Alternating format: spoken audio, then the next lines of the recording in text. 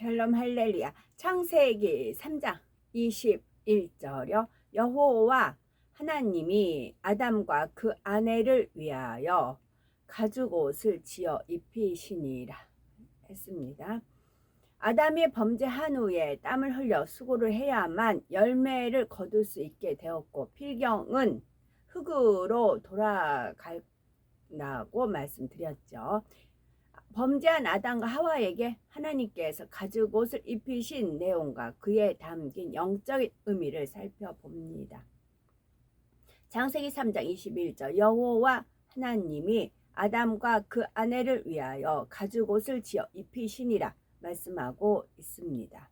아버지 하나님께서는 에덴 동산에 살던 아담과 하와가 범죄한 후 이 땅으로 내려오기 전에 가죽옷을 지어서 입히셨지요. 그들이 하나님의 말씀에 불순종하여 죄가 들어오면서 자신들의 벗음을 수치스럽게 여김으로 하나님께서 그 수치를 가려주신 것입니다. 생령 아담과 하와는 에덴 동산에서 벌거벗고 살았지만 전혀 수치심을 느끼지 않았습니다. 영으로 들어온 분들은 이런 말씀을 잘 이해가 됩니다. 0에서 30%, 50%에 들어간 분들은 어떤 악한 생각이나 비진리를 떠올리려고 해도 떠올려지지가 않습니다. 어떤 상황에서도 판단, 정죄가 나오지 않고 미운 사람을 봐도 미움이 떠올려지지가 않습니다. 왜냐하면 마음에 미움이나 시기 질투가 없기 때문에 그냥 사랑만 나오는 것이죠. 또한 간음하려는 마음이 없기 때문에 생각 속에서도 간음이 떠올리지 않습니다. 만일 대상을 보면 그나마 떠올리려질 수도 있겠지만 음욕이 없으니 죄를 지을 수가 없는 것입니다. 그래서 아담과 하와는 에덴 동산에서 벌거벗고 살았어도 죄를 짓지 않았습니다. 이외에도 영으로 들어오고 또 온영으로 들어오게 되면은 냄새나 소리까지도 차단할 수가 있습니다. 영으로 50% 들어가기만 해도 더러운 냄새를 맡지 않으려고 하면 안 맡을 수가 있습니다. 아무리 TV 소리를 크게 틀어놓아도 안 들으려고 하면 차단할 수가 있습니다. 영이 혼을 지배하기 때문에 그래요. 영이 주인이 되었기 때문에. 그러니 누가 아무리 비진리를 수군거려도 죽으려고 하지 않으면 무슨 말인지 모르는 것입니다. 믿음의 1단계나 2단계에 있는 분들은 이 말씀 잘 이해가 안 됩니다. 그러나 영으로 들어오고 0에서 30%를 넘어서면 더 이해가 되고 50%를 넘어선 분들은 100% 공감을 합니다. 왜냐하면 자신이 그렇게 체험을 하고 있기 때문이지요. 참 행복하다는 말씀이고요. 마음과 생각을 지배하고 다스리기 때문에 모든 비진리는 차단을 하게 되니 마음 먹은 대로 되는 것입니다. 반면에 아담과 하와처럼 하나님 앞에 죄를 범하면 상황은 달라집니다. 비진리가 차단되지 않으니 자신들의 벌거벗었음을 수치스럽게 여기는 것은 물론 선악을 알게 되니 자신들의 범죄가 얼마나 심각하신가를 깨닫는 만큼 후회하고 낙심할 수가 있습니다. 그러면 하나님께서 범죄한 아담과 하와에게 지어 입히신 가죽옷에 담긴 영적인 의미는 무엇일까요? 가죽옷에 담긴 영적인 의미, 먼저는 가죽옷은 하나님의 사랑을 나타냅니다. 아버지 하나님께서는 에덴 동산을 떠나 지구로 내려가 살게 될 아담과 하와가 매우 안쓰러우셨습니다. 그들로 인해서 마음이 아프셨던 거죠. 이에 그들을 가엾게 여기는 사랑의 표현으로 가죽옷을 지어 입으셨습니다. 지구의 환경은 에덴 동산과 전혀 다르며 그들이 범죄하기 전의 상태와도 달랐습니다. 아담이 범죄하니 그에게 속해 있는 모든 만물이 함께 저주를 받았습니다. 이때 지구의 땅도 저주를 받아 여러모로 변질되었죠. 저주 받기 이전에 생명 아담이 지구 이집트의 피라미드에 와서 있었던 때와는 전혀 환경이 달라져 버린 것입니다. 아버지 하나님께서는 범죄한 아담과 하와가 변질된 땅에서 받게 될 충격과 몸소 겪어야 할 고통이 어떠함을 아셨죠. 그래서 가죽 옷을 지어 입히심으로 몸을 보호하게 하셨습니다. 아버지 하나님의 자상하신 인성을 느낄 수 있는 부분입니다. 다음으로 가죽옷은 구원의 끈을 의미합니다. 가죽옷은 하나님과 이 두 사람 사이를 연결해 주는 구원의 끈이었습니다.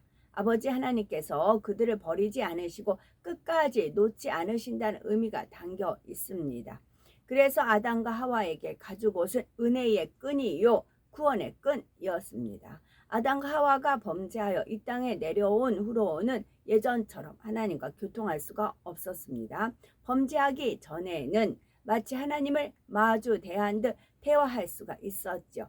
그들을 구성하는 영혼육 중에서 영이 주체였기에 영이신 하나님과도 밝히 교통했습니다. 그러나 범죄한 후에는 혼이 주체가 되었습니다.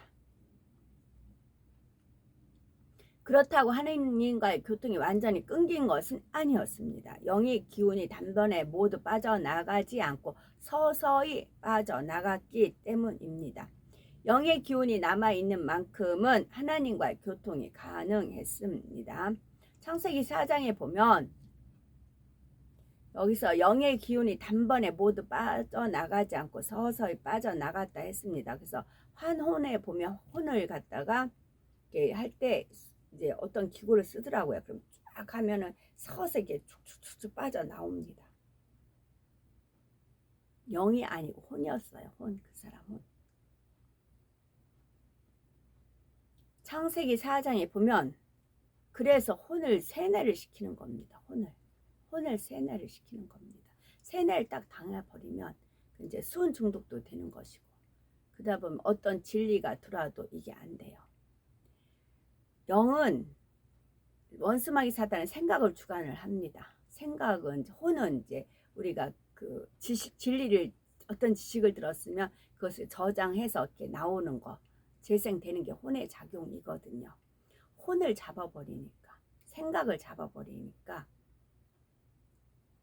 안 되는 겁니다. 창세기 4장에 보면 아담과 하와의 아들 가인도 하나님과 대화하는 장면이 나옵니다. 당시는 인류 역사의 초기였기 때문에 세상이 악에 물든 정도는 그리 심하지 않았죠. 세상에 죄악이 널리 퍼지는 만큼 사람들이 육으로 변질되는 만큼 하나님과의 교통이 점점 희미해져 갔습니다. 지금은 죄악이 심히 관영한 마지막 때로서 하나님과 교통하기가 더 어려워졌죠. 이런 세대 중에 하나님과 교통하려면 마음이 아주 깨끗해야 합니다. 원수마귀 사단이 볼 때에 송사거리가 전혀 없어야 하고 흠과 티도 없이 깨끗해야 합니다. 하나님과 교통하려면 어둠의 영들이 권세 잡고 있는 공중을 뚫을 수 있는 영적인 권세가 있어야 하기 때문입니다. 하나님과 교통하려면 어둠의 영들이 권세 잡고 있는 공중을 뚫을 수 있는 영적인 권세가 있어야 합니다. 오늘부터 일어나는 그런 것들은 그 공중 권세를 더 진을 치는 겁니다. 진을 두껍게 더. 그네들이 다 머리잖아요. 머리들이 보이잖아요. 어마어마한 겁니다. 어마어마한 겁니다. 그러니까 막 이제 똥무더기가 막 엄청 쌓여. 막 지금까지 그래서 너무 비몽사몽간에 꽈가지고 막 날파리 막 새파리들이 날라다 이게 왜 뭔가 해가지고서는 막 어디다 이제 그 넣고 막 샤워기로 막 뿌리고 나서 그래도 막 냄새가 비린내가 나는 것 같아요. 지금 그래서 샤워도 하고 했지만 이거와 반대되죠. 마태복음 5장 8절 마음이 청결한 자는 복이 있나니 저희가 하나님을 볼 것이며 말씀했습니다. 이 말씀대로 악은 모양도 없이 청결해야 하나님과 교통할 수가 있습니다. 스데반 집사나 빌립 집사는 마음이 청결함으로 하나님과 교통을 이루었습니다. 오늘날은 세상이 죄로 관영하여 마음이 청결하기가 쉽지 않은 때입니다. 그러니 마음이 정결하다고 한다면 하나님이 얼마나 기뻐하시겠는지요. 만일 죄를 품고 기도한다면 기도가 상달이 안 됩니다. 보세요. 만일 죄를 품고 기도하면 기도는 상달이 안 됩니다. 아무리 기도해도 공중권세 잡고 있는 원수 마귀에 의해서 가로막혀서 기도가 올라가지 않습니다. 원수 마귀 사단 배만 배불리게 하는 것입니다. 하지만 죄가 없이 기도하면 원수 마귀가 막을 수가 없습니다. 죄가 없이 기도하면. 그래서 회개 기도가 중요한 겁니다. 회개 기도를 하면 마음이 청결해지잖아요. 그랬을 때 기도했을 때. 그래서 하나님께서 응답을 받으시기 때문에 우리가 기도 맞으면 이제 마음에 기쁨이 생기는 것입니다. 그것이 영계의 법칙이기 때문입니다. 죄가 없이 기도하면 원수 마귀가 막을 수가 없습니다. 천군 천사가 그냥 두지 않고 도와주기 때문에 하나님 보좌까지 뚫고 올라가는 것입니다. 그만큼 거룩하고 온전해야 하는 것입니다.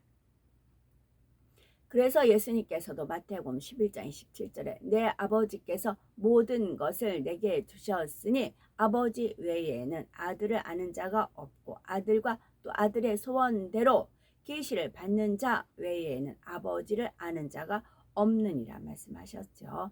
우리가 아버지를 바로 안다고 하면 세상 것을 과감히 끊어버리며 속히 내 안에 있는 비진리, 악은 모양이라도 빼내버려야 됩니다. 단순히 눈에 보이는 축복을 받기 위해서 사업터, 일터에 매달리지 않습니다. 먼저는 영이 잘 되어야 된다는 것을 알기 때문에 영이 잘 되는 것을 택하게 됩니다.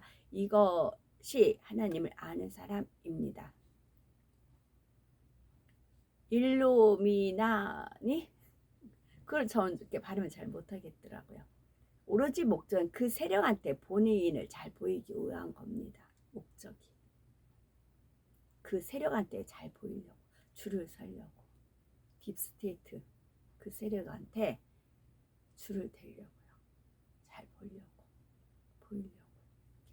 판을 벌리는 겁니다. 계시는 육신의 생각 하나님과 원수, 영의 생각은 생명과 평안. 그래서 그들의 혼을 잡는 혼.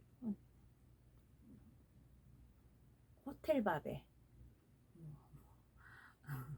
팥죽에 그들의 혼을 파는 겁니다. 계시는 하나님과 밝게 교통하는 사람이 하나님께 받아들인 말씀입니다. 아버지 하나님과 우리 주님께서 보실 때에 합당한 사람에게 계시를 주셔서 하나님을 알 수 있게 하십니다. 그리고 하나님께서 주신 계시는 반드시 증언과 성취함이 따릅니다. 신명기 18장 22절에 만일 선지자가 있어서 여호와의 이름으로 말한 일에 증언도 없고 성취함도 없으면 이는 여호와의 말씀하신 것이 아니요 그 선지자가 방자히 한 말이니 너는 그를 두려워 말지니라 했습니다. 그 계시가 하나님의 말씀이라는 증거가 나타납니다. 곧 말씀 그대로 이루어진다는 것이고요. 범죄한 아담과 하와는 이 땅으로 내쫓긴 후에도 간간히 하나님과 교통했습니다. 간간히요. 그러나 시간이 흐를수록 교통의 빈도는 줄어들었죠. 아버지 하나님께서는 이렇게 될 것을 아시고 아담과 하와에게 가죽옷을 지어 입히셨습니다. 아담과 하와가 본격적으로 인간 경작을 받게 되면 선악과를 먹는 일이 얼마나 큰 죄인지를 마음 깊이 깨닫게 됩니다. 선악을 알게 되는 만큼 자신들이 범한 죄의 심각성을 느끼게 되지요. 하나님께서는 우리를 그토록 사랑해 주셨는데 우리는 하나님의 말씀을 거역했구나. 그렇게 단단히 경계하셨는데 그 말씀을 무시했구나 하며 후회하며 낙담하는 것입니다. 단단히 경계하셨는데 그 말씀을 무시를 하는 겁니다. 무시했구나. 왜 그렇습니까? 하나님께서 선악과를 먹지 말라고 하셨는데도 아담과 하와가 먹음으로 그 후손까지 다 저주를 받게 되었기 때문입니다. 그럴 때마다 그들은 하나님께서 지어주신 가죽옷을 떠올리며 하나님의 사랑을 되새기는 것입니다. 하나님께서 우리를 버리지 않으셨다. 끝까지 놓지 않으신다. 하나님과 연결된 끈이 끊어지지 않았다. 이렇게 마음을 수술려서 다시금 소망을 가질 수 있었지요. 하나님께서 지어주신 가죽옷, 바로 이 사랑의 징표, 구원의 끈이 있었기에 아담과 하와는 이 땅의 삶을 견딜 수가 있었습니다. 자신들의 죄를 회개할 수가 있었고 구원에 이를 수도 있었지요. 우리 하나님은 공의의 하나님이시면서도 사랑의 하나님이십니다. 그러기에 하나님을 조금만 기쁘게 해드려도 용서받기를 원하십니다. 용서하기를 원하십니다. 비록 사망에 이르는 죄를 많이 지어도 비록 사망에 이르는 죄를 많이 지어서 구원받기 어려운 사람이라도 가족과 함께 철저히 통해 자복하며 변화되는 모습을 보이면 또다시 용서하시죠. 왜냐하면 하나님은 오래 참으시고 구원받기를 원하시지 한 사람이라도 사망에 이르기를 원하지 않기 때문입니다. 어떻게 하면 하나님의 자녀들에게 축복을 주실까 하시는 생각을 하는 것입니다. 우리가 먼저 축복받을 그릇을 만들기만 하면 하나님께서는 마음껏 축복을 주고자 하십니다. 그러기 전에는 세상에서의 정치가 사업가들이 그렇듯이 많은 연단을 통해서 그릇이 커지게 하십니다. 소가도 보고 사기도 당하면서 마음그릇이 커지고 지혜와 명철을 얻게 되지요. 이렇게 많은 것을 체험하고 훈련과 경험을 다 쌓은 후에 크게 대성할 수 있는 그릇이 되면 그때 축복을 부어 주신답니다. 아멘.